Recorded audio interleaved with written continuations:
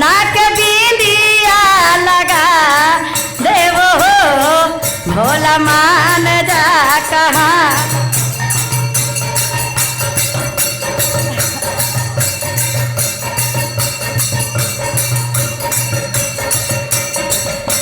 तरेगा नाक बिंदिया लगा देवो हो भोला मान जा कहाँ नवा तरे।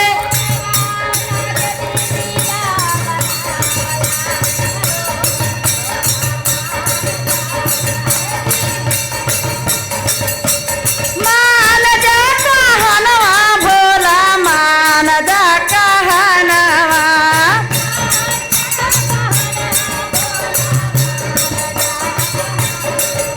अरे तीन गो कहनवा भोला मान जन हो भोला तोहारे से राजी।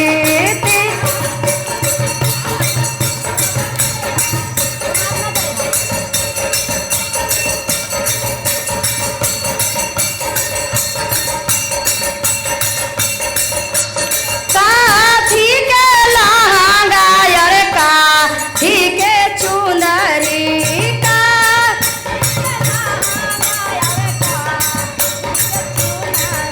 अरे काठी के चोली सियवा देवो भोला मान जा कहाँ नवा।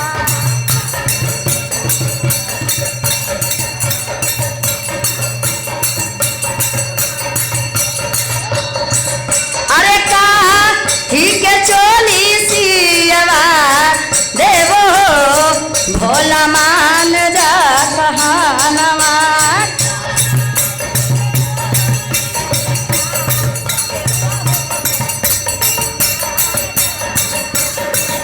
आका ठीक चोली सियवा देवो हो भोला मान जा कहाँ नवा।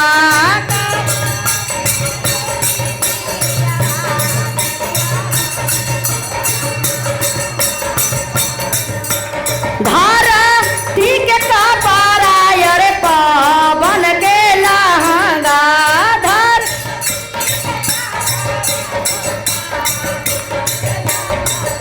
आधारती के कपारा अरे पावन के लहंगा धर।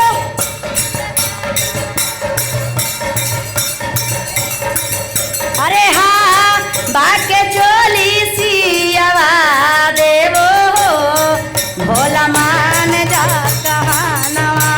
पावा बाके चोली सियवा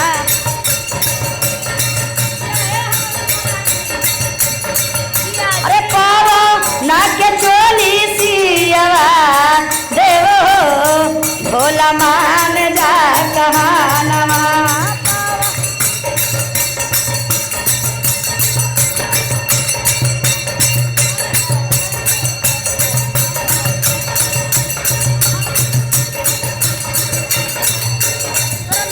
काठी के खाटी अरे काठी के पाटी का। खाटी जी पाटी का।